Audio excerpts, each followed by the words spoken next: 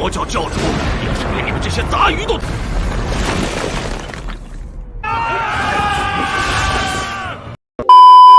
Guys, gimana kabarnya? Baik kan? Pastinya dong. Kali ini Mimin akan menceritakan alur cerita donghua berjudul Boosted Daggerlore. Donghua ini menceritakan tentang Yu Renji, putra Raja Iblis, diperintahkan untuk memasuki Akademi Pahlawan yang hanya merekrut murid-murid yang terhormat dan jujur. Tujuannya adalah untuk mendapatkan sertifikat pahlawan yang dapat membawa legitimasi ke klan Iblis. Ini sangat bahaya. Begitu identitas seorang pemuja iblis terungkap, kesatria yang tak terhitung jumlahnya akan membunuh mereka di tempat. Udah penasaran kan sama cerita lengkapnya? Like dulu gak sih? Yang telat dikit juga gak ngaruh bosku. Penting selalu nonton. Oke, kita langsung gas ke alur ceritanya. Let's go.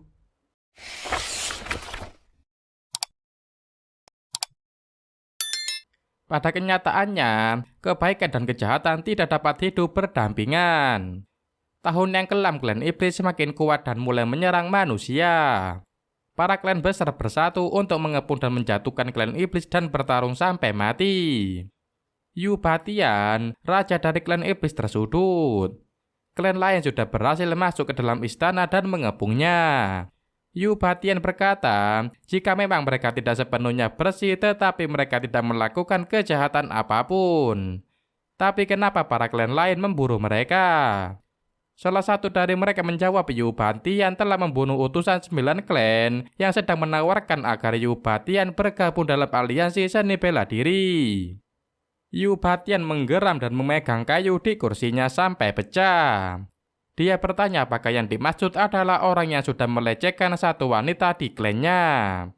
Tetapi musuhnya menjawab jika itu tidak mungkin dan menyuruh Yu Batian untuk mengakhiri hidupnya sendiri jika tidak mereka akan menyerangnya. Yu Batian tidak takut dan memprovokasi mereka. Sehingga terjadinya pertarungan antara Yu Batian dan sekelompok orang yang mengepungnya tadi. Dia berteriak bahwa dia Raja Iblis dan ikan sampah seperti mereka tidak bisa dia kalahkan, maka lebih baik dia menjadi ikan asin saja. Lalu keluarlah cahaya yang besar dan akhir dari pertempuran itu. 魔教教主也是被你们这些杂鱼都。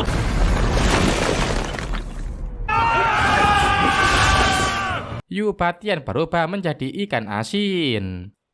13 tahun setelahnya, di pusat kerajaan iblis, seorang anak kecil masuk ke dalam aula kerajaan dan membuat Yu Batian yang masih berbentuk ikan asin bersembunyi di belakang singgasananya. Ternyata anak lelaki itu adalah Yu Renji yang merupakan anak dari Raja Iblis. Batian yang melihat anaknya sudah kembali merasa senang dan lega. Dia takut jika anaknya itu ketahuan sebagai iblis saat turun gunung untuk mengambil sayuran. Batian mengingatkan jika Renji tidak boleh berada di sana berlama-lama. Karena kesatria di sana berbahaya tetapi langsung ditolak pendapatnya itu. Renji mengatakan jika kesatria di sana senang membantu orang lain. Batian mengatakan jika kesatria itu baik terhadap manusia, tetapi jika kepada iblis mereka akan berubah menjadi kejam. Kata-kata Batian membuat Renji ketakutan. Batian juga menceritakan jika dulu mereka diburu dan ditangkap oleh manusia. Tetapi Batian dapat kabur dan menemukan reruntuhan istana yang mereka tinggali sekarang. Dia mengatakan energi positif manusia semakin besar dan menyebabkan klan manusia semakin menjadi kuat. Dia takut jika klan iblis akan semakin punah, dia ditangkap. Dan Renji menjadi sebatang kara. Batian mengatakan bahwa dia sudah memutuskan suatu hal yang krusial, yaitu membersihkan identitas Renji dan klan iblis. Batian mengatakan jika Renji bisa mendapatkan sertifikat kebajikan, maka tahta Raja Iblis akan diberikan kepadanya dan klan iblis akan menjadi sama seperti klan yang sayang lainnya. Batian menjelaskan jika sertifikat itu dikeluarkan oleh aliansi seni bela diri. Dengan sertifikat itu, Renji bisa menjelajahi dunia dan melakukan apapun yang dia mau. Renji menyarankan untuk membuat sertifikat palsu tetapi langsung ditolak oleh ayahnya. Karena tujuan Bantian untuk membersihkan nama baik, maka untuk mendapatkan itu, Renji harus menempuh pendidikan formal. Dia sudah memilihkan sekolah untuk anaknya, yaitu di Akademi Keyakinan Baik. Bantian menjelaskan mengenai akademi tersebut. Dan di akhir kalimatnya dia mengatakan bahwa Renji bisa turun gunung karena bersekolah di sana. Renji yang mendengar itu langsung bersemangat dan mempersiapkan dirinya. Bantian memperingatkan Renji bahwa identitasnya tidak boleh ketahuan dan mengutus Li Dongfang penjaga klan iblis untuk menemaninya. Dengan itu Renji pergi ke Akademi Keyakinan Baik untuk menempuh studi ditemani oleh Li Dongfang, meninggalkan Bantian sendirian di reruntuhan istana iblis yang berada di atas gunung. 等待他的自你远行，我知道了，叔叔。开万千。 Akademi Keyakinan Baik terletak di bawah gunung Weiguang. Dulunya tempat itu adalah tempat aliansi seni bela diri. Demi meningkatkan ilmu bela diri dan mengatasi klan iblis. Tetapi klan iblis sudah dihancurkan oleh 9 klan besar pada belasan tahun yang lalu. Sekarang akademi ini digunakan untuk akademi para kesatria aliansi bela diri. Murid yang bisa masuk akademi ini adalah murid yang berbakat dan memiliki kemampuan di atas rata-rata. Dan yang lulus akan mendapatkan sertifikat kebajikan. Renji mendengar itu bersemangat untuk belajar dengan giat dan mendapatkan sertifikat kebajikan itu. Paman Li berkata tugas penting mengubah klan iblis bergantung pada Renji. Mereka pun meneruskan perjalanan mereka ke akademi dengan Paman Li yang digendong oleh Renji. Li berkata itu adalah latihan fisik intensif yang dirancang untuk membantu Renji lulus dengan lancar. Di depan pintu masuk akademi, Renji dan Paman Li sudah melihat banyak orang yang mengantri untuk mengikuti ujian. Di sana ada salah satu petugas yang mengatakan akan ada pemeriksaan identitas mencegah pengikut iblis yang menyusup. Dan jika ketahuan akan dihukum di tempat. Renji terlihat ketakutan mendengar itu. Dan sesaat setelah itu, dari pintu masuk ada seseorang yang terlempar keluar dan jatuh tepat di samping Renji. Dia dipukul oleh kepala penjaga dan menanyakan alasannya.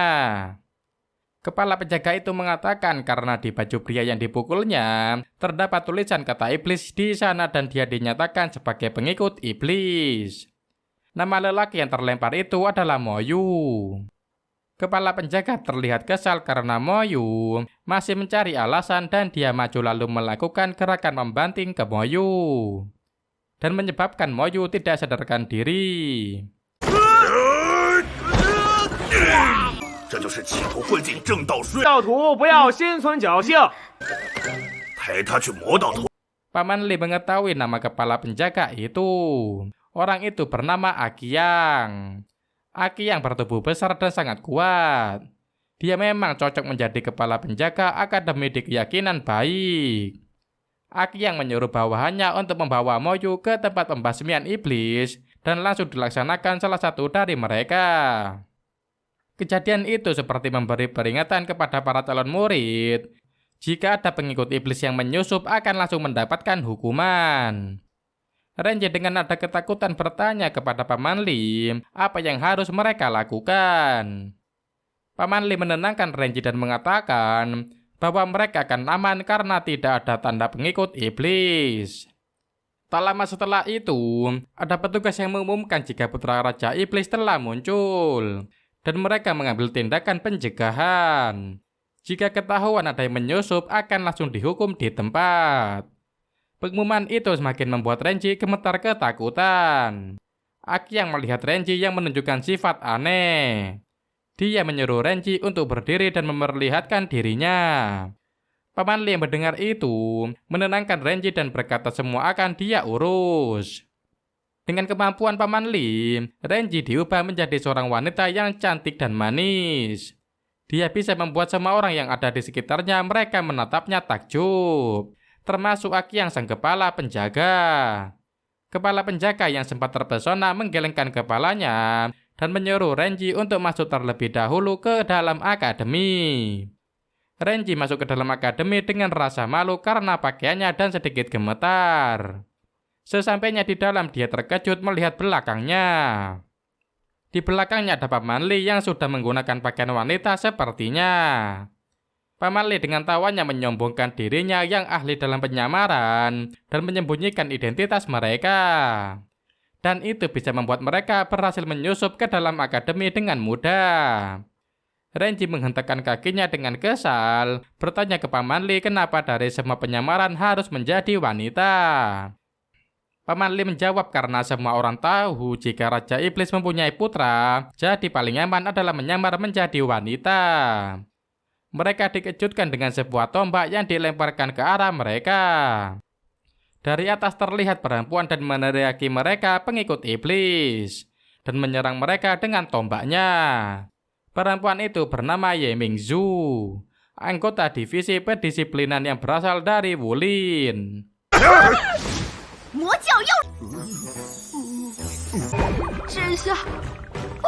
Renji yang merupakan putra Raja Iblis, dia mendapatkan tugas dari ayahnya untuk membersihkan klan iblis dengan cara masuk ke akademi ajaran baik untuk belajar dan mendapatkan sertifikat kebajikan. Namun kesalahannya adalah dia masuk ke akademi sebagai wanita.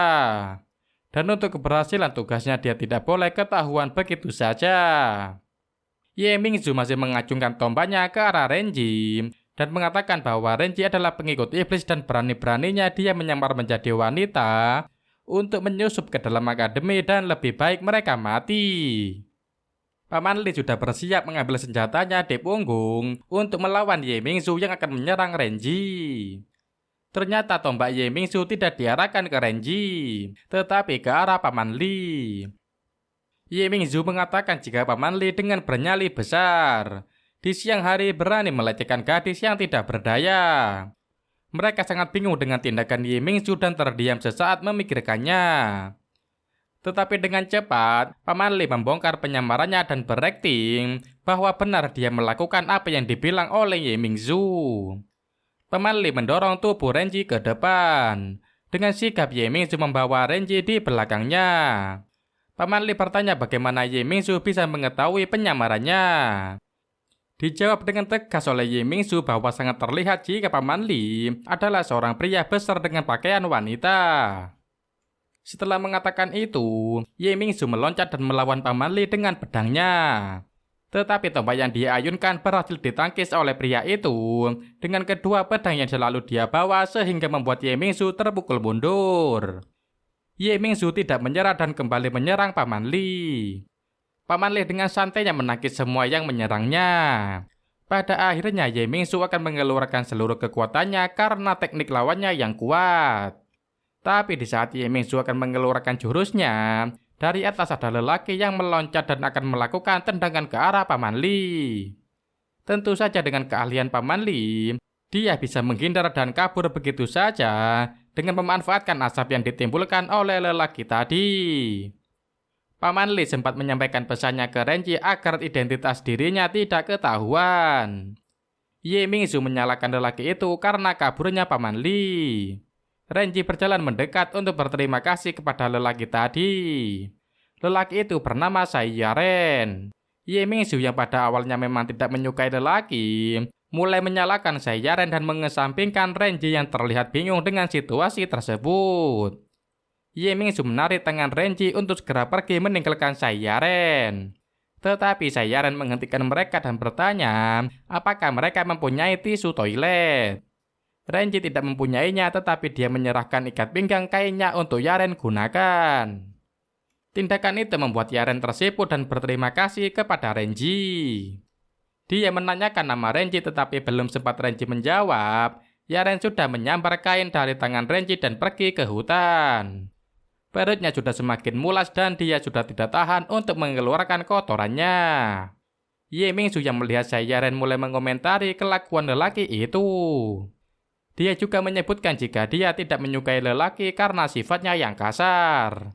Tapi sebaliknya dia menyukai perempuan karena mereka imut dan tulus. Ye Mingzhu langsung memeluk Renji dengan erat saat mengatakan itu. Ye Mingzhu menanyakan siapa nama Renji dan Renji dengan tidak sengaja menyebutkan nama aslinya. Dia sempat khawatir mengenai hal tersebut. Tetapi kekhawatirannya tidak bertahan lama karena sepertinya Ye Mingsu tidak menyadarinya. Ye Mingsu juga memperkenalkan namanya. Dia juga menawarkan bantuan ke Renji jika Renji membutuhkan bantuannya. Lalu Ye Mingsu mengajak Renji untuk diantarnya ke upacara pembukaan siswa baru. Tetapi ditolak oleh Renji.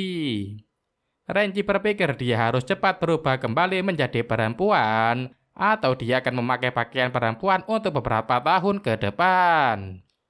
Ye Mingsu yang sepertinya tidak menerima penolakan Renji, langsung menggandeng tangannya dan mengantar Renji. Di tengah jalan, Ye Mingsu bertanya ke Renji mengenai seberapa banyak klan iblis.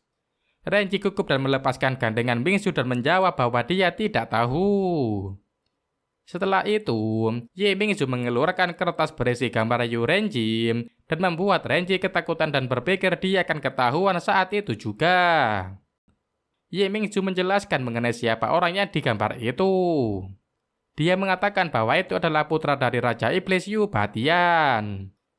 Ye Mingsu menjelaskan ciri-ciri anak itu. Seorang anak berumur 14 tahun, tinggi 140, berat badan 30 kilo, suka memasak, bersih-bersih, dan lain-lainnya. Renji yang mendengarkan itu merasa sangat ketakutan. Karena investigasi dari gadis di depannya itu sangat akurat dan tepat. Renji bingung harus melakukan apa. Apakah dia harus lari atau tidak? Renji berpikir bahwa masuk ke akademi ini dia lalui dengan susah. Jika dia kabur, perjuangannya akan sia-sia. Penjelasan Ye Mingsu sampai di putra Raja Iblis itu bersama Pak Manli yang ahli dalam menyamar. Ye Mingsu menghela nafasnya dan berkata, walaupun banyak informasi yang didapat, dia tidak pernah mendengar namanya, jadi dia tidak pernah bertemu putra Raja Iblis itu. Renji memegang dadanya merasa lega tidak ketahuan. Tetapi di mata Ye Mingsu, Renji sedang ketakutan karena mendengarnya berbicara mengenai informasi putra Raja Iblis. Ye Mingsu memegang bahu Renji dan mengatakan jika Renji tidak perlu takut. Walaupun dia belum tahu nama putra Raja Iblis, tapi dia akan segera menangkapnya. Renji dengan gugup bertanya, apa yang akan dilakukan Ye Mingsu jika menemukan putra Raja Iblis itu? Dengan wajah yang menyeramkan, Ye Mingsu menjawab akan memperlakukannya dengan baik, dengan kata lain adalah sebaliknya, yaitu menyiksanya. Ye Mingsu segera mengajak Renji untuk segera ke acara pembukaan agar tidak terlambat. Setelah sampai di tempat acara pembukaan, Ye Mingsu meninggalkan Renji karena dia harus membantu untuk menyiapkan acara tersebut. Dia akan mencari Renji jika sudah selesai rapat. Renji terlihat takjub dengan orang-orang yang berada di sana. Mereka terlihat ramah dan mudah akrab. Dia berharap bisa menemukan teman muda di sini. Dia masih melihat sekitarnya sampai suara Ye Mingsu terdengar dari tempat lain. Dia memperkenalkan diri dan mulai membuka acara pembukaan ini dengan mempersilakan Master Xiu Yuan untuk memberikan kata sambutan. Seorang biksu tua muncul dari dalam ruangan. Semua orang menatap takjub Ye Mingsu dan Master Sui Yuan. Master Xiu Yuan memberikan selamat kepada orang-orang yang diterima di akademi dan menyampaikan bahwa dirinya adalah kepala sekolah akademi itu. Orang-orang yang awalnya antusias terhadap kata penyambutan kepala sekolah langsung bingung karena kepala sekolah yang lambat dalam pengucapan kata-katanya, sehingga membuat mereka tertidur kecuali Renji. Dia masih mendengarkan kepala sekolah itu berbicara dengan antusiasnya. Ye Mingsu berdiam sebentar dan membisikkan ke kepala sekolah agar menghemat waktu dan tidak melewatkan waktu yang bagus. Akhirnya kepala sekolah mengakhiri pidatonya dengan mengajak murid di bawahnya untuk meneriakkan moto sekolah, yaitu strategi kita adalah memusnahkan klan iblis sampai ke akar-akarnya. Tujuan utama kita adalah mengkuliti klan iblis dan membakarnya sampai menjadi debu. Kalau kita bertemu dengan pengikut klan iblis, bertarung dengan mempertaruhkan nyawa tanpa ampun dan belas kasih. Renji kembali ketakutan mendengar moto sekolah mereka. Dia teringat perkataan ayahnya mengenai orang-orang ajaran baik itu menakutkan, dan dia menyetujui hal tersebut. Renji berpikir untuk kabur sebelum dia ketahuan. Saat dia mundur ke belakang, Dia menabrak Akyang, sang kepala penjaga akademi. Acara selanjutnya adalah pengibaran bendera. Yang dimaksud di sini adalah mereka mengibarkan orang-orang sawah yang kepalanya ditempeli oleh kertas yang bertuliskan iblis. Setelah sampai di atas, Ye Mingzu menembakkan anak panah yang sudah menyala dengan api tepat ke arah boneka itu dan membuatnya terbakar. Lalu dari boneka itu terlempar bola takdir yang membuat semua orang memperebutkannya. Renji mengambil kesempatan itu untuk pergi keluar karena pintu sudah tidak dijaga lagi. Tetapi di saat dia berlari menuju pintu, dia tidak sengaja menangkap bola takdir dan dia disuruh untuk memperkenalkan dirinya di depan. Ye Mingzu menjelaskan jika acara ini selalu diadakan setiap tahunnya. Dengan mendapatkan bola takdir, maka seseorang itu akan mendapatkan hadiah dari kepala sekolah. Dan untuk hadiah tahun ini adalah ahli pemahat nomor 1 dunia, Qian Dai. Itu adalah patung ukiran kepala sekolah yang dia buat sendiri. Selain itu ada hadiah lagi, yaitu pemberian istimewa dari kepala sekolah berupa energi 10 tahun.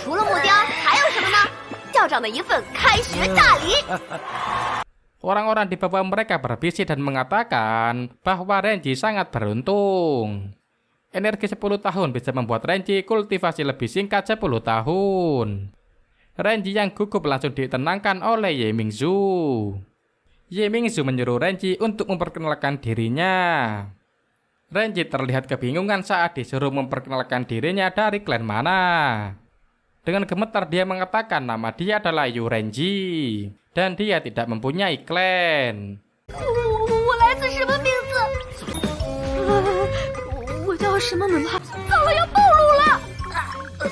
Orang-orang di sana terlihat bingung dan menanyakan jika Renji tidak mempunyai klan, kenapa dia bisa masuk ke dalam akademi. Ye Mingzu membantu Renji dengan mengatakan tidak mempunyai klan tidak apa-apa. Semua bisa masuk akademi dan belajar di sana kecuali dengan pengikut iblis. Master Sui Yuan berjalan mendekati Renji. Dia ingin mengukur kekuatan Renji sebelum dia memberikan energi 10 tahun ke Renji. Kepala sekolah mengatakan tidak perlu khawatir karena energi itu, entah itu Ying atau Yang, akan tetap punya cara untuk mengharmonisasikannya. Bahkan jika itu adalah energi klan iblis sekalipun. Renji tidak mau menyentuh tangan kepala sekolah untuk mengukur kekuatannya karena itu akan membuat dia ketahuan. Dia berjalan mundur ke belakang sambil menolak. Mereka berdua akhirnya saling mengejar dengan kepala sekolah yang ingin memberikan energinya dan Renji yang berusaha menghindarinya. Pada akhirnya kepala sekolah berhasil memberikan energi itu dengan cara transportasi. Renji yang tidak siap menerima itu merasa ada yang menembus tubuhnya dan terjatuh.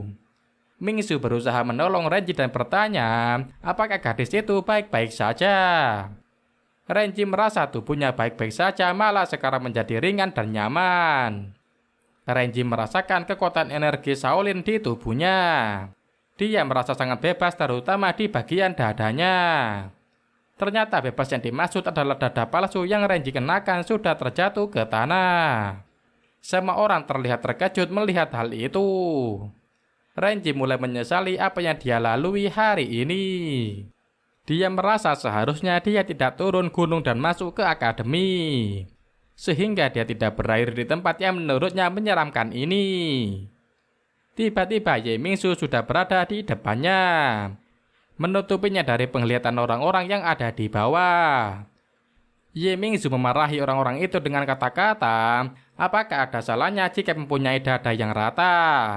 Apakah mempunyai dada yang rata adalah kehendaknya? Dan apakah orang yang berdada rata harus menjadi omongan mereka?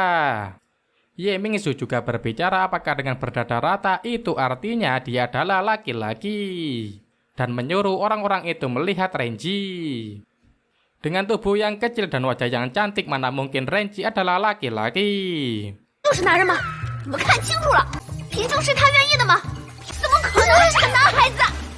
Salah satu orang itu bertanya, bagaimana cara membuktikan bahwa Renji benar-benar perempuan? Mereka masih tidak percaya dengan Renji. Renji kembali merasa bingung dan merasa dirinya akan ketahuan. Ye Mingzu yang masih membela Renji, dia akan memberikan bukti kepada orang-orang. Ye Mingzu mendekatkan wajahnya kepada Renji dan mulai mencium Renji di depan semua orang. Semua orang di sana terkejut terlebih Renji yang sudah merah padam. Ye Mingzu melepaskan ciumannya dan memeluk Renji. Dia dengan tegas berbicara ke semua orang. Dia mempunyai kebencian yang dalam terhadap laki-laki. Tetapi dia bisa mencium Renji dan tidak ada masalah apapun. Jadi hal yang dilakukannya bisa menjadi bukti bahwa Renji adalah perempuan.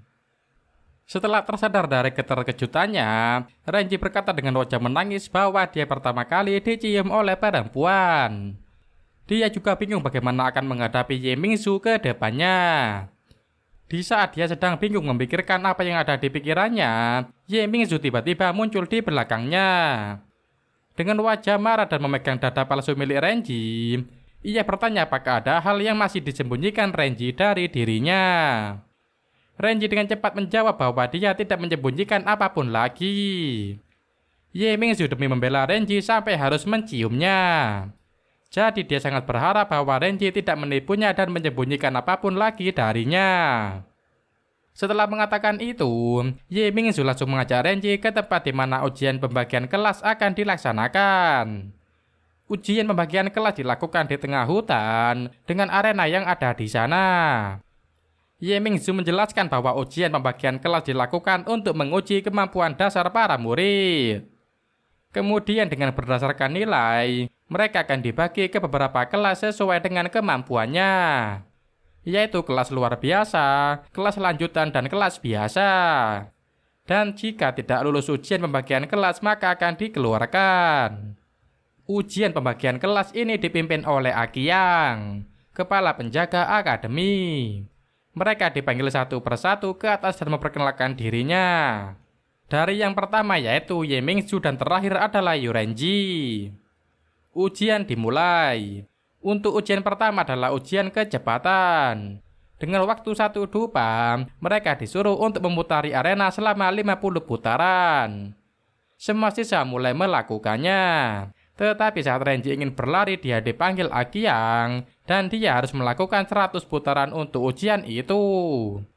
Akiyang sangat ingin mendepak Renji dari akademi, jadi dia melakukan hal tersebut. Tapi tanpa disangka, Renji sudah menyelesaikan ujiannya dengan cepat, bahkan di saat dupa masih terbakar setengahnya saja.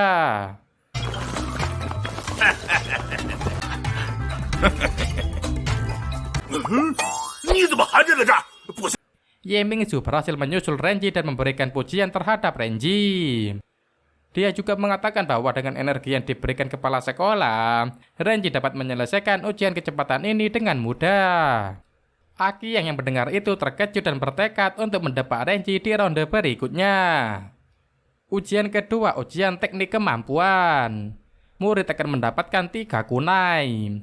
Jika salah satu saja bisa mengenai target di depannya, maka dia akan lolos dari ujian ini. Akiyang mengatakan jika ujian ini adalah teknik kemampuan.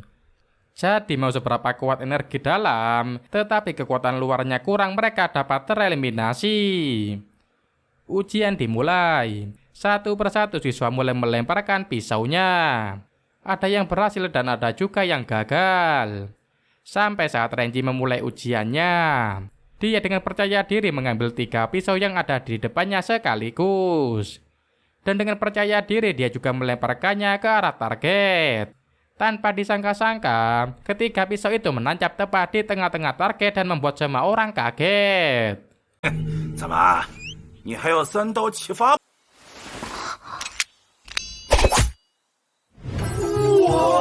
Akiyang tiba-tiba mengeluarkan suaranya dan menyatakan Renji tidak lulus dalam ujian ini. Alasan dia adalah ketua penguji dan dia bisa memutuskan hasil ujian. Ye Mingzu yang tidak terima langsung membela Renji, tetapi perkataannya dibalikkan oleh Akiyang. Akiyang berkata bahwa Ye Mingzu harus berpikir jernih karena bergaul dengan Renji dan membelanya. Akiyang juga mengancam bahwa dia bisa saja membuat Ye Mingzu turun ke kelas biasa karena dia memiliki kuasa akan hal itu. Dari arah belakang tiba-tiba ada yang mengeluarkan serangan ke arah Akyang. Dia melemparkan banyak biji bunga matahari, dan serangan itu tepat mengenai wajah Akyang sampai lelaki besar itu terjatuh. Dengan lantang seseorang yang ternyata perempuan itu mengatakan bahwa dirinya tidak menyukai ketidakadilan. Dia merasa tidak terima dengan perbuatan Akyang yang tidak meloloskan Renji menggunakan kekuasaannya sebagai ketua penguji. Akyang terlihat kesal oleh gadis kecil itu dan bertanya siapa dirinya dan dari klan mana dia berasal. Dengan wajah yang marah dia berkata jika dia menyebutkan dari mana dia berasal, itu akan membuat mereka ketakutan. Ternyata gadis itu adalah pewaris klan bunga matahari bernama Bai Reimeng. Ye Mingzu merasa Bai Reimeng sangat imut tetapi beda dengan Akyang. Lelaki itu lagi-lagi memandang remeh seseorang karena klan mereka berasal. Bai Reimeng karena tubuhnya yang kecil naik dengan kesusahan ke atas arena. Dia masih menyuarakan ketidaksukaannya terhadap Akyang. Dia mengatakan jika dia merasa kesal karena gadis hebat seperti Renji tidak diluluskan. Bai Reimeng berkata lantang bahwa dia menjadi pemimpin klan pemimpin keadilan. Dan menentang Akyang jika lelaki itu bisa tidak meloloskannya atau tidak. Akyang menertawakan Bai Reimeng dan menanyakan berapa nilai yang gadis itu dapatkan di kedua ronde sebelumnya. Reimeng dengan percaya diri menjawab bahwa dia tidak lulus semua dalam ujian sebelumnya. Dia mendapatkan respon pencomooh dari Akyang. Lelaki itu mengatakan jika hanya anak-anak tanpa klan yang berani berkoar di depannya. Bai Reimeng masih bisa menjawab dan memamerkan klan bunga mataharinya. Dia berkata jika klannya sudah mengarungi seni bela diri sejak lelaki itu masih berada di kandungan ibunya. Di otak Akyang, lelaki itu mulai merencanakan sesuatu untuk kembali mendepak anak yang tidak ada klan di depannya dengan ronde selanjutnya, yaitu ujian kekuatan. Mereka membuat kesepakatan yaitu jika Akyang menang maka Bai Reimeng harus keluar dari akademi. Dan sebaliknya jika Bai Reimeng menang, maka Akyang harus mengakui nilai dari Renji dan meminta maaf kepada Renji. Mereka berdua berada di atas arena dan bersiap untuk bertarung. Karena Bai Reimeng tidak segera menyerang maka Akyang memutuskan untuk melakukan penyerangan terlebih dahulu. Dia melancarkan beberapa pukulan ke Bai Reimeng dan membuatnya terjatuh di sudut arena. Muka Bai Reimeng penuh dengan lebam dan membengkak. Dia juga mengakui kekalahannya. Karena itu Akyang jadi mengingat perjalanan dewa ribuan mil. Lelaki itu menebak bahwa ayah Bai Reimeng bernama Bai Xiake, yang dimana dikenal dengan teknik meringankan tubuhnya sehingga tidak ada yang bisa menangkapnya. Akyang tertawa dan meremehkan ayah Bai Reimeng. Dia mengatakan itu hanyalah teknik meringankan tubuh biasa. Jika tidak bisa lari maka dia akan dipukuli. Bai Reimeng marah karena ayahnya dikatai seperti itu. Akyang masih melanjutkan perkataannya. Sampai dia berkata bahwa klan tanpa nama milik ayahnya adalah sampah sambil menunjuk dahi Reimeng. Bai Reimeng terdiam dan marah. Dengan air mata yang jatuh dia berteriak jika tidak ada yang boleh menghina ayah dan klannya seperti itu. Dia mulai menyerang Akyang tetapi bisa ditahan dengan tangannya. Tubuhnya ditahan oleh tangan Akyang agar berada di jarak aman. Karena tubuh Bai Reimeng yang kecil, dia tidak bisa menggapai Akyang ataupun melayangkan pukulannya ke lelaki itu. Malah yang terlihat dia hanya memukul-mukul udara yang ada di sana. Dan pada akhirnya, Akyang melempar Bai Reimeng dengan mudah ke belakang sampai gadis kecil itu menabrak kayu pembatas arena ujian. Bai Reimeng menangis, bukan karena kalah tetapi karena hinaan yang dilontarkan Akyang ke ayahnya. Bai Reimeng menjelaskan bagaimana hebatnya ayahnya dalam merawatnya dari kecil. Dan itu mengingatkan Renji tentang kenangan yang sama bersama ayahnya. Renji dan Bai Reimeng memiliki persamaan keduanya. Mereka memikul beban yang sama untuk klan mereka masing-masing. Dengan sisa tenaganya, Bai Reimeng mencoba berdiri dan menantang Akyang untuk melawannya lagi. Aki yang merasa tersulut dan melayangkan kembali tinjunya ke arah gadis itu, tapi kali ini dengan mengerahkan kekuatannya. Ye Mingzu memperingati Bai Remeng karena merasa pukulan Aki yang sangatlah kuat. Tetapi sebelum pukulan itu mendarat ke Bai Remeng, Renji sudah berada di depan gadis itu dan menghalau lalu melakukan tendangan ke Aki yang walau berhasil dihindari. 拿自己当根葱吧！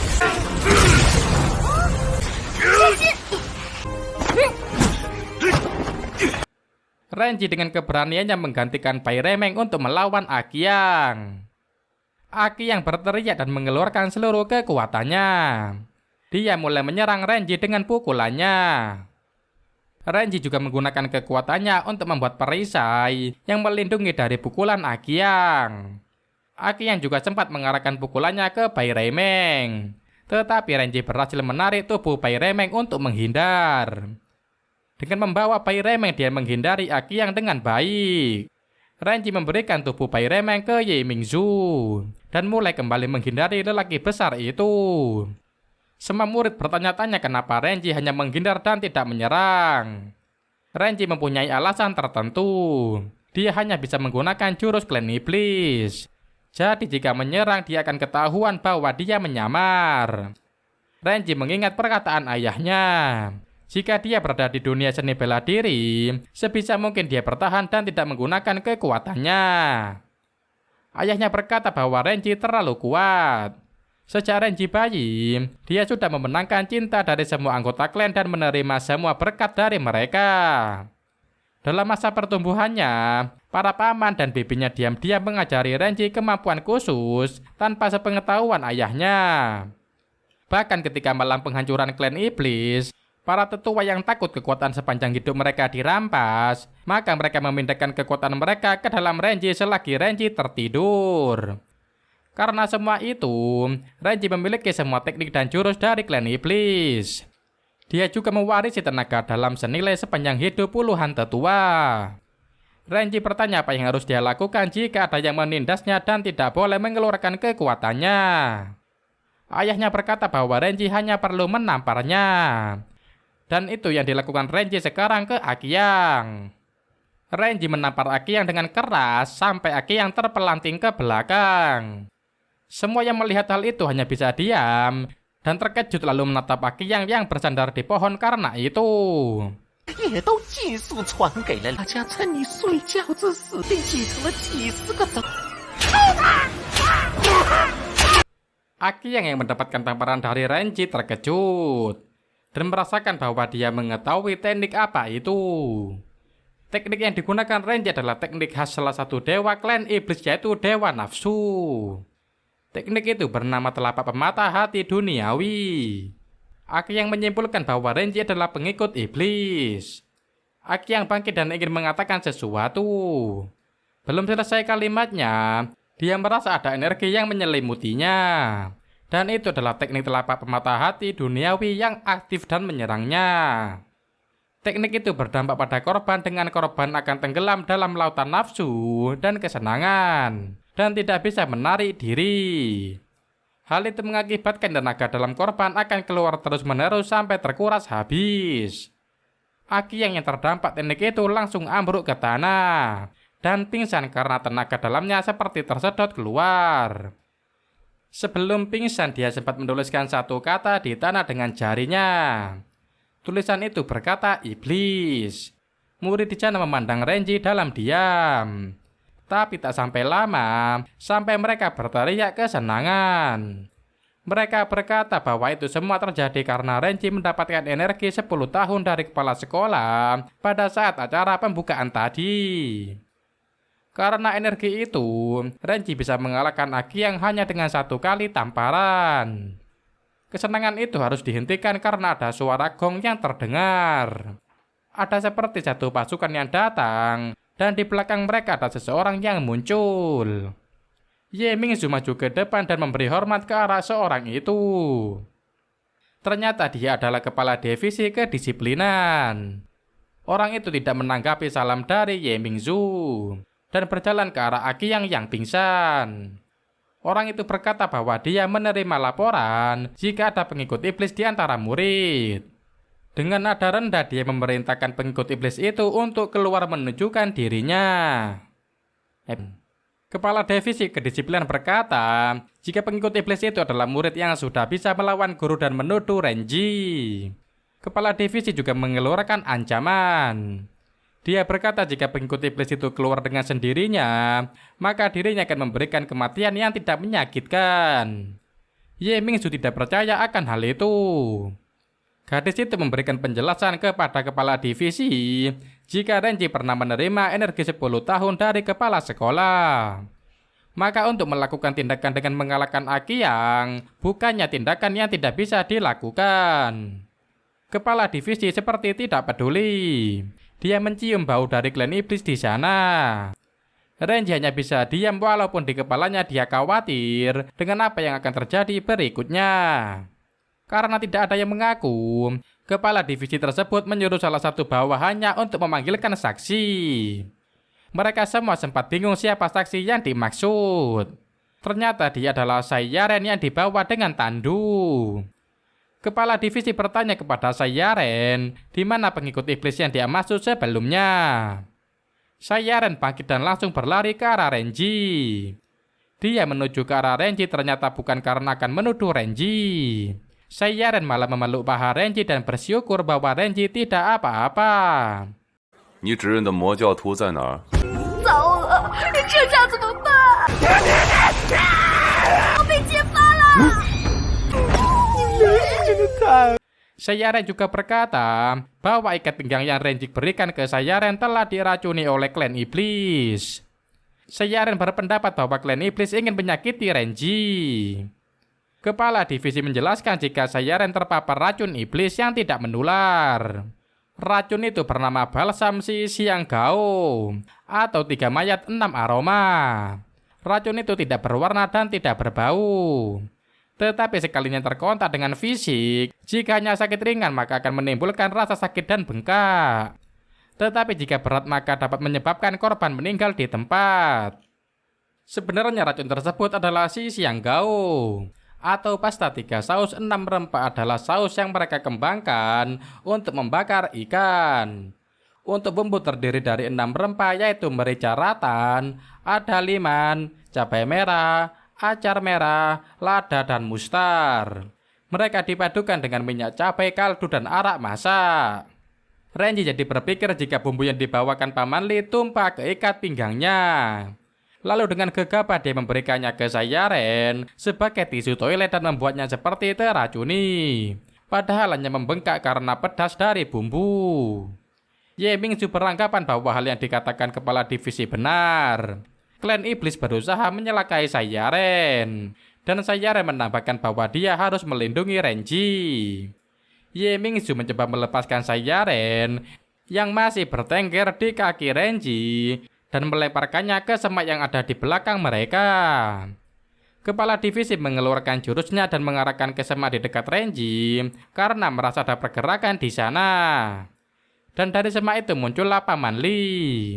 Dia melompat keluar mengagetkan semua orang. Paman Li memanggil kepala divisi dengan Yue Yue. Kepala divisi mulai mengeluarkan pedangnya dan mengayunkannya ke arah Paman Li sehingga membuat gesekan angin yang menebas pohon di sana. Mereka berdua melakukan pertarungan di langit dengan kedua pedang yang ada di tangan mereka. Kepala divisi terkejut karena Paman Li masih hidup setelah perang belasan tahun lalu. Yue Yue mengeluarkan kekuatannya dan menyerang Paman Li membabi buta. Tetapi masih bisa dihindari oleh Paman Li. 老夫是不会死的。李如风，你再搞鬼！小燕燕， Paman Li melarikan diri menjauh dari Renji dan dikejar oleh kepala divisi dengan ekspresi marah. Renji hanya berharap jika pamannya akan baik-baik saja. Akhirnya pengumuman pembagian kelas dibacakan. Ada Ye Mingzu dengan nilai semua A dan ditempatkan di kelas unggulan. Tetapi berbeda dengan Renji, dia mendapatkan nilai semua A tetapi dia malah ditempatkan di kelas bermasalah. Hal itu menjadi pembicaraan teman-temannya. Renji sendiri menanyakan apa itu kelas bermasalah dan kenapa dia dimasukkan di sana dengan wajah bingungnya. 他的女孩子居然进问题班那种魔。你说什么？问题班到底是什么？ Di akademi terbagi menjadi beberapa kelas, dan hubungan semuanya bisa erat dan harmonis, kecuali dengan satu kelas yaitu kelas bermasalah. Kelas bermasalah terletak di tempat terpencil di hutan, dan itulah kelas yang dijalani oleh Renji. Semua angan-angan akan mendapatkan teman sudah menghilang. Semuanya tidak sesuai dengan harapannya. Dia melihat ke dalam kelasnya yang kumuh dan terlihat tidak terawat sampai dia melihat Moyu.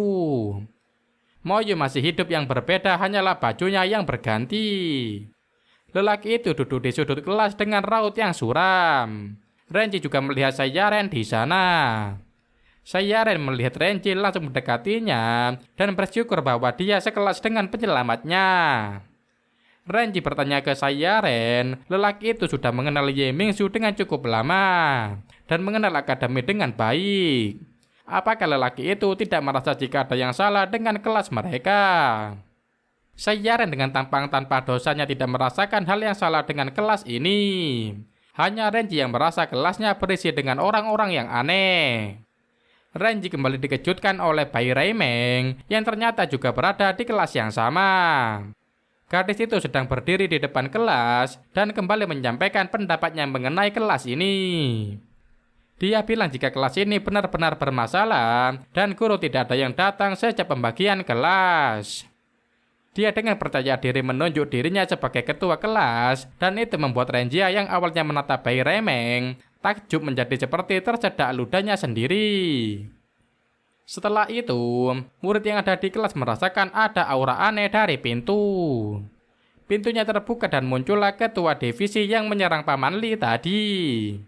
Dia mengatakan jika sepanjang jalan, hanya kelas bermasalah yang mengeluarkan suara paling besar. Ketua divisi langsung memberikan pengurangan poin terhadap Bai Reimeng karena tindakan-tindakan yang gadis itu lakukan tadi. Kepala divisi mulai membicarakan mengenai akumulasi nilai yang berlaku di akademi. Akumulasi nilai terdiri dari nilai pendidikan moral. Tujuan sekolah adalah membina murid berbakat ajaran baik. Jadi jika murid memiliki nilai moral minus, akan memerlukan perlakuan khusus. Dan jika mendapatkan pengurangan 100 poin, siswa tersebut akan dikeluarkan dari sekolah. Kepala divisi mulai mengurangi poin-poin siswa yang ada di kelas karena pelanggaran yang dilakukan siswa itu. Sampai pada Renji, kepala divisi berjalan mendekati Renji sambil berkata bahwa jika menurut peraturan akademi, di hari pertamanya bisa membuat guru terluka parah, maka nilainya akan dikurangi 100 poin. Dan itu menjadikan Renji siswa pertama yang dikeluarkan dari sekolah karena pengurangan poin oleh kepala divisi. Kepala divisi memanggil penjaga dan menyuruh mereka untuk membawa barang bawaan Renji. Renji yang mengingat masih ada baju lelaki, ikat pinggangnya dan gambar dirinya ada di sana. Jika mereka memeriksa barang bawaannya, maka identitas dirinya akan ketahuan. Jika ketahuan, dia akan menghadapi urusan yang lebih rumit. Daripada dikeluarkan, melainkan dirinya akan langsung dimusnahkan oleh para pembasmi iblis. Tiba-tiba Sayaren dan Bai Reimeng berteriak. Mereka tidak setuju atas pengeluaran Renji karena alasan mereka masing-masing. Mereka juga berkata, jika kepala divisi mengeluarkan Renji, kepala divisi juga berani untuk mengeluarkan mereka juga dari akademi. Kepala divisi akan tidak peduli dan menyetujui omongan keduanya. Dia juga menyuruh penjaga untuk membawa dan memeriksa bawaan Sayaren dan Bai Reimeng. Tiba-tiba dari arah pintu, penjaga terlempar menebus pintu dan menabrak dinding kelas. Dia adalah Ye Mingzu. Dia menyerang penjaga dan mengatakan bahwa Renji mendapatkan perlakuan yang tidak adil. Ye Mingzu mengatakan ketidaksetujuannya adalah pengeluaran Renji dari sekolah. Dia berpendapat bahwa penyerangan terhadap Akiyang merupakan tidak sengaja dan dia dipaksa untuk melakukan hal tersebut. Kepala divisi masih kuku terhadap pendiriannya. Karena mau disengaja ataupun tidak, memukul guru merupakan suatu yang melanggar peraturan dan tata tertib. dan Renji harus mendapatkan hukuman. Ye Mingzu masih berdebat, dia juga mengatakan jika Renji adalah korban. Kata-kata itu membuat kepala divisi tersentak. Kepala divisi berkata jika sebagai ajaran baik, maka harus menjunjung tinggi peraturan akademi ajaran baik. Jika hatinya baik, maka dia akan menaati peraturan tersebut. Ye Mingzu masih tidak terima. Dia berpendapat jika akademi tidak bisa membedakan mana yang baik dan jahat, kenapa mereka masih harus menaati peraturan? Kepala divisi memberitahu kesalahan Ye Mingzu sekarang, yaitu membantah guru dan mempertanyakan peraturan. Dia juga menanyakan apakah gadis itu masih ingin mendapatkan pengurangan poin. Sebagai jawaban, Ye Mingzu melepas bet ke divisi keadilan. Dia berkata bahwa dirinya dikurangi 20 poin karena membantah guru. Keluar dari divisi keadilan dan akan pindah ke kelas bermasalah. Dia juga akan terus menanyakan ketidakadilan untuk selamanya. Kepala divisi memberikan saran untuk Ye Mingzu agar berpikir panjang karena dia anak dari kepala aliansi seni bela diri. Tetapi dijawab dengan lantang oleh Ye Mingzu, jika dia menyerah dia tidak akan pantas untuk menjadi kepala aliansi di kemudian hari. Sebelum keluar, Renji sempat menanyakan sesuatu ke guru Yue atau kepala divisi. Pertanyaannya seperti sebuah kasus. Sayare tidak mempunyai tisu toilet dan perutnya sangat sakit. Bai Remeng pun sedang tidak membawanya. Jika Bai Remeng menerobos toilet pria untuk mendapatkan tisu untuk Sayaren, apakah guru Yue akan memberikan penambahan atau pengurangan poin? Guru Yue terlihat bingung menjawab pertanyaan Renji. Dia awalnya mengatakan pengurangan tetapi dilanjutkan dengan penambahan. Sampai-sampai dia menggunakan bunga untuk menentukan pilihannya. Tiba-tiba suara kepala sekolah terdengar. Dia sudah sampai di kelas bermasalah. Di sana dia menyampaikan jika wali kelas bermasalah adalah Akiang. Dan sekarang dia sedang terbaring di kasur karena insiden tadi. Dan tidak ada guru yang mau menggantikannya untuk menjadi wali kelas ini. Guru Yue bertanya apa rencana selanjutnya yang kepala sekolah pikirkan. Kepala sekolah mengatakan jika wali kelas bermasalah dan tanggung jawab kelas ini akan diserahkan ke guru Yue. Guru Yue dan semuanya yang ada di sana terkejut. Beda dengan Sayaren. Dia merasa senang karena guru Yue merupakan guru terbaik akademi dan bisa mengubahnya menjadi pahlawan yang terkenal. Kepala sekolah mendekati Ye Mingzu dan Renji dan menyapa mereka. Renji menjelaskan jika seharusnya Mingzu tidak berada di kelas bermasalah.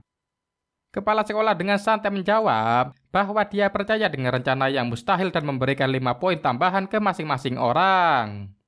Karena tindakan kepala sekolah itu, Renji menjadi tidak dikeluarkan dan dia bisa menghela nafas lega untuk sementara.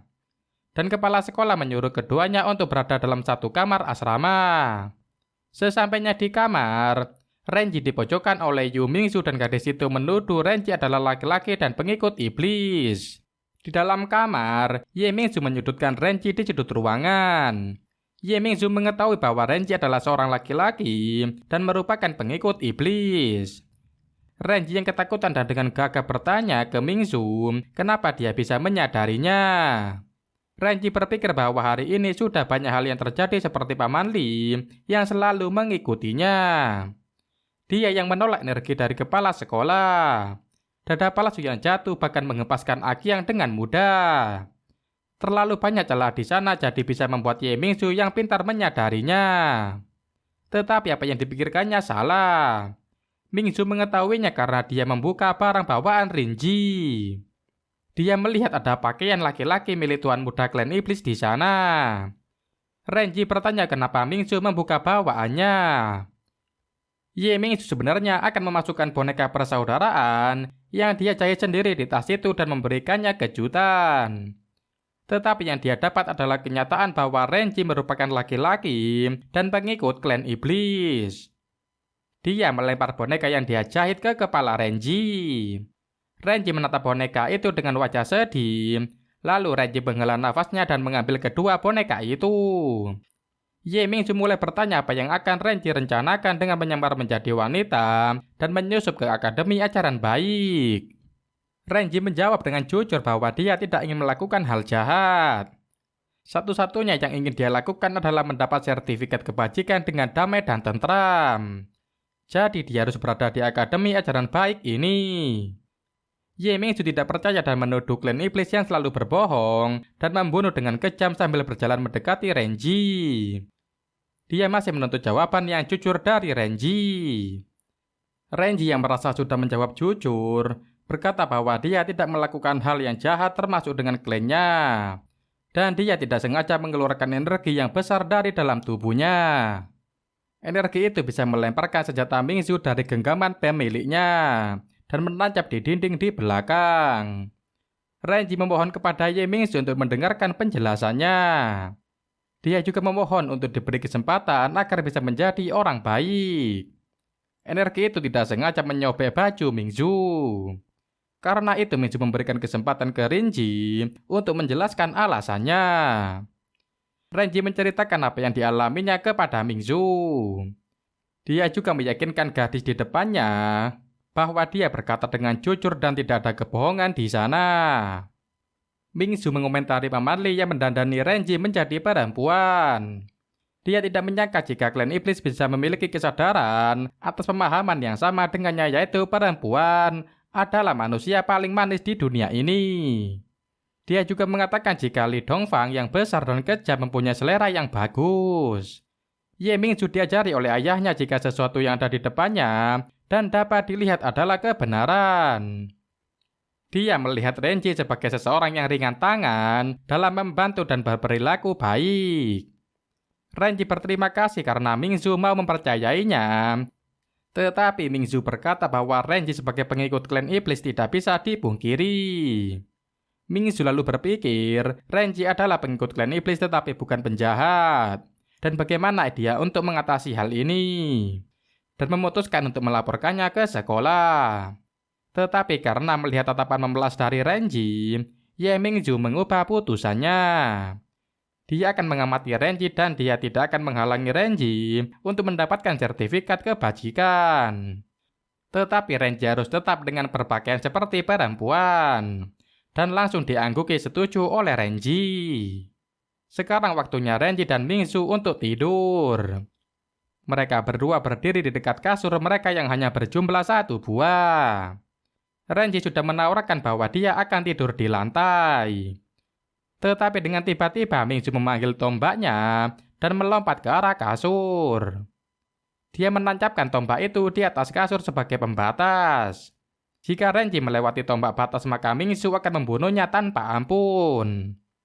Renji belum bisa tidur. Dia masih terjaga karena memikirkan sesuatu. Di sebelahnya Mingzu sudah terlelap sampai mengigau. Renji merasa dia sudah ada pijakan di akademi dan mempunyai teman yang mau membantunya dan dia berharap untuk kedepannya akan baik-baik saja. Pagi harinya Mingzu bangun dengan badan yang segar berbanding terbalik dengan Renji. Gadis itu terlihat seperti tidak tidur semalaman dan menjadi pucat pasi. Saat menuju kelas, mereka berdua bertemu dengan Saiyaren dan teman sekamarnya yang suka dengan kaligrafi dan puisi. Renji dan Mingzu akhirnya sadar bahwa penglihatan lelaki itu tidak baik. Karena dari tadi dia menghadap ke arah yang salah. Dengan baik hati, Renji mendekati lelaki itu dan menerima puisi yang lelaki itu berikan. Tetapi dia tidak bisa membaca tulisan yang ditulis karena berantakan. Saiyaren menjelaskan bahwa teman sekamarnya menulis semalaman dan berbicara panjang lebar mengenai asrama lelaki. Ye Mingzu yang masih muak memukul lelaki itu sampai terbang menjauhi mereka. Mereka juga bertemu dengan Bai Raimeng yang datang bersama teman sekamarnya. Teman sekamarnya itu bernama Xiong Ping Er. Mereka lalu berbincang-bincang dengan teman-teman yang sudah berkumpul di sana. Tapi tiba-tiba ada cahaya biru yang menghantam mereka dari angkasa. Dia adalah Guru Yue. Dia menyuruh siswa di kelasnya untuk berbaris dan akan memulai pelajaran.